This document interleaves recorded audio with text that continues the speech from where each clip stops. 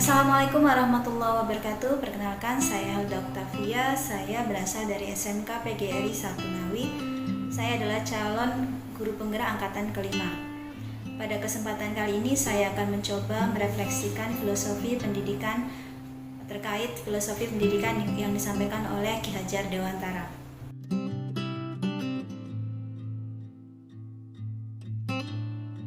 Ada dua hal penting yang akan disampaikan oleh Ki Hajar Dewantara.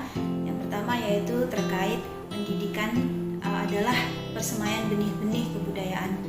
Dalam hal ini kebudayaan dan pendidikan itu tidak dapat dipisahkan. Pendidikan bertujuan untuk memerdekakan manusia dan memberikan keselamatan serta kebahagiaan, baik untuk dirinya sebagai manusia individu maupun sebagai anggota masyarakat. Ki Hajar Dewantara juga menyampaikan bahwa kita sebagai pendidik diibaratkan seperti petani, yaitu petani yang akan menanam benih-benih padi. Petani yang akan menanam benih-benih padi tentu saja akan memelihara, kemudian merawat padi itu, kemudian menanam di tempat yang cocok dan baik, kemudian memberi pupuk sehingga hasil dari panen padi tersebut akan baik. Begitu pula dengan pendidikan yang kita lakukan, bahwa apapun ciri dari anak tersebut, jika kita bisa menuntun anak tersebut, jika kita bisa mengarahkan anak tersebut ke arah yang lebih baik, maka dia akan kembali kepada kodratnya. Tujuan dari pendidikan itu tidak hanya untuk menyekolahkan seorang anak, tidak hanya untuk mendapatkan hasil yang baik, tidak juga untuk mendapatkan sebuah prestasi, tetapi ini adalah sebuah pekerjaan untuk membentuk sebuah peradaban, membentuk sebuah cita-cita bangsa, dan juga untuk menjemput keselamatan dan kebahagiaan. Seperti yang sudah saya sampaikan, Ki Hajar Dewantara juga menyampaikan bahwa sebagai peran pendidik, kita itu sebagai among, jadi sebagai penuntun, kemudian sebagai pemberi motivasi, sebagai pemberi dukungan kepada anak-anak sehingga mereka mencapai kodrat sebagai manusia yang sebenarnya sesuai dengan kodrat zaman dan kodrat alamnya masing-masing. Kemudian yang kedua, Ki Hajar Dewantara menyampaikan bahwa pendidikan itu adalah perubahan. Pendidikan harus berubah sesuai dengan perkembangan zaman. Begitu pula dengan kebudayaan. Saya di sini lebih cocok menganalogikan seperti kebudayaan itu seperti sebuah tata surya, di mana tata surya itu terdiri dari berbagai macam planet. Bisa kita lihat seperti Mars, Venus, Pluto, Merkurius dan lain sebagainya. Tetapi tetap mereka berpusat pada orbitnya masing-masing. Orbitnya di sini adalah pendidikan sebagai pusat dari sumbunya. Kita tidak bisa menyamakan antara planet yang satu dengan planet yang lainnya karena mereka mempunyai kecepatan dan keunikannya tersendiri. Begitu juga dengan sistem pengajaran kita kepada para peserta didik kita. Kita tidak boleh menuntut mereka untuk harus bisa seperti anak yang lainnya karena mereka mempunyai ciri khas dan keunikannya masing-masing. Ki Hajar Dewantara juga menyampaikan bahwa dalam pendidikan itu ada 3 kerangka pemikiran. Yang pertama yaitu tentang kodrat keadaan. Kodrat keadaan Ki Hajar Dewantara membagi menjadi 2, yaitu kodrat alam dan kodrat zaman. Seperti yang kita ketahui bahwa Indonesia, wilayah Indonesia terutama itu sangat berbeda karena sistem pengajaran dengan para peserta didik yang berasal dari Indonesia bagian timur dengan Indonesia bagian barat itu akan berbeda, dan juga bisa dilihat dari wilayahnya masing-masing, seperti wilayah pegunungan, kemudian wilayah lautan, kemudian wilayah perkebunan atau agraris. Sistem pengajaran itu akan berbeda. Ki Hajar Dewantara juga pernah menyampaikan bahwa orang Belanda mengatakan Indonesia itu boros karena mereka tidak tahu bahwa di Indonesia itu kekayaan nabati dan hewani itu melimpah sangat, karena Indonesia hanya terdiri dari 2 musim, jadi mereka tidak pernah khawatir akan kekurangan bahan mensuplai makanan. Tetapi orang Indonesia mengatakan bahwa Belanda itu pelit. Kenapa? Karena mereka terdapat 4 musim di sana. Jadi mereka harus hemat dan menjaga secara ekonomis sumber-sumber bahan makanan mereka. Karena ini untuk menjaga pada saat musim salju atau musim dingin datang. Karena pada musim saat itu, pada musim salju itu mereka untuk menanam tumbuh-tumbuhan atau sayur-sayuran itu sangat sulit untuk tumbuh. Kerangka yang kedua yaitu tentang kerangka perubahan, yaitu di sini Ki Hajar Dewantara menyampaikan 3 asas trikon. Yang pertama yaitu asas kontinuitas. Asas kontinuitas adalah bahwa kebudayaan itu harus terus bergerak. Kebudayaan itu harus dinamis dan tidak boleh statis. Kebudayaan itu harus berkembang sesuai dengan zaman. Perkembangan itu bisa dilihat dari zaman dahulu, kemudian sekarang maupun yang akan datang.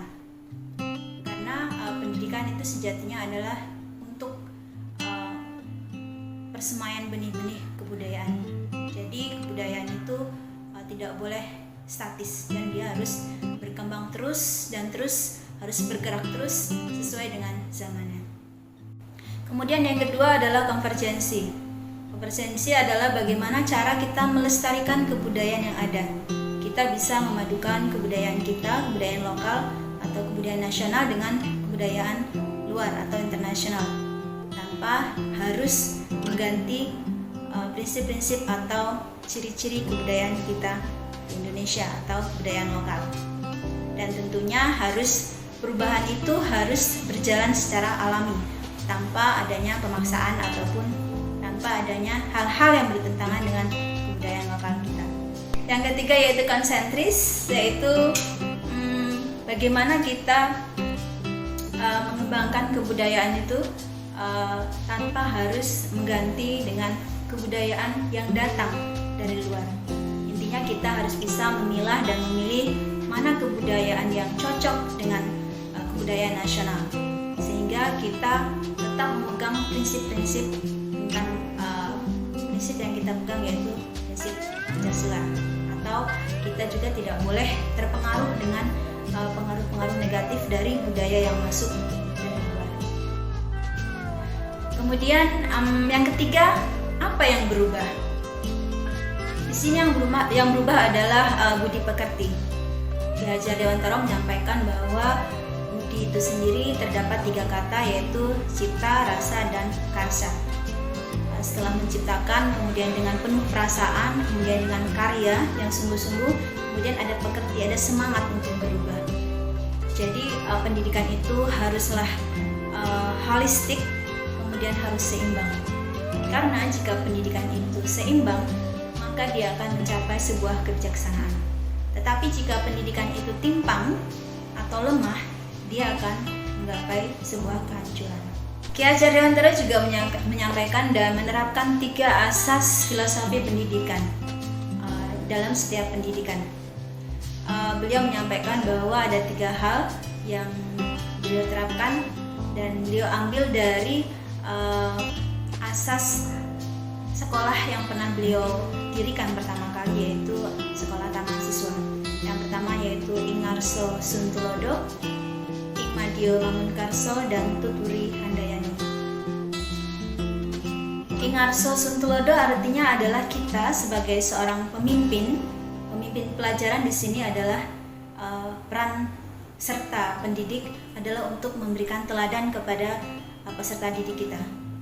Kita sebagai contoh bagi peserta didik kita, baik itu dalam bersikap, kemudian dalam berpakaian, dalam berbicara, itu akan menjadi sebuah contoh yang sangat nyata dan akan selalu diingat oleh peserta didik kita.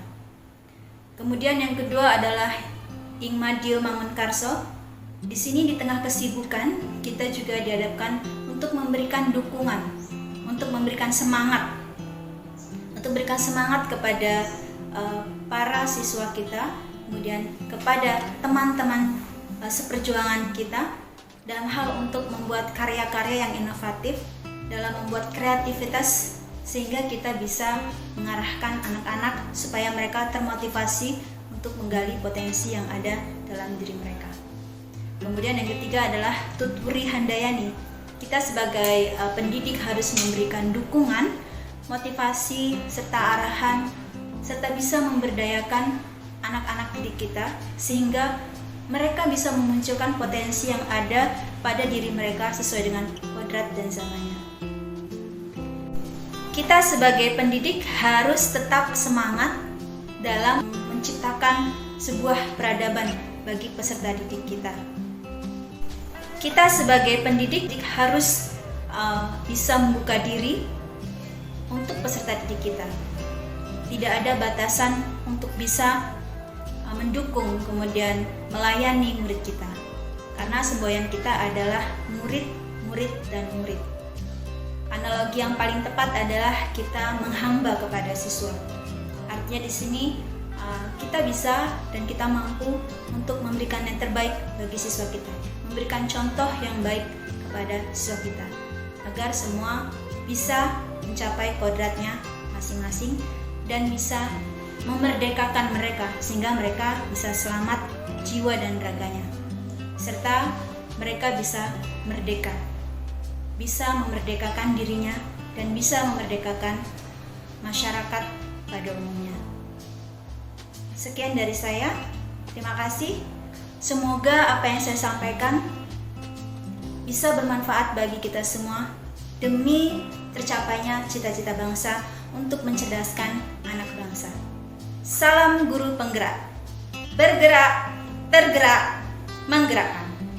Wassalamualaikum warahmatullahi wabarakatuh.